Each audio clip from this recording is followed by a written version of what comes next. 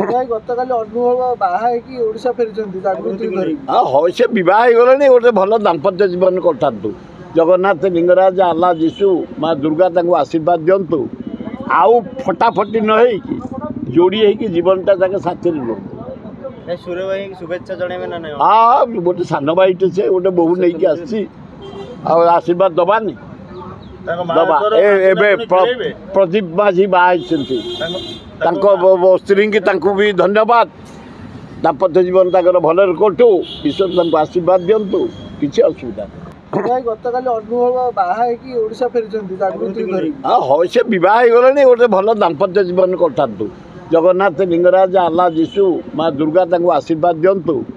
ଆଉ ଫଟାଫଟି ନ ହେଇକି ଯୋଡ଼ି ହେଇକି ଜୀବନଟା ତାকে ସାଥିରେ ରୁହନ୍ତୁ।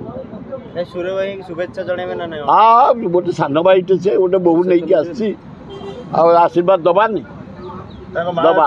ଏବେ ପ୍ରଦୀପ ମାଝୀ ବାହା ହେଇଛନ୍ତି ତାଙ୍କ ସ୍ତ୍ରୀଙ୍କୁ ତାଙ୍କୁ ବି ଧନ୍ୟବାଦ।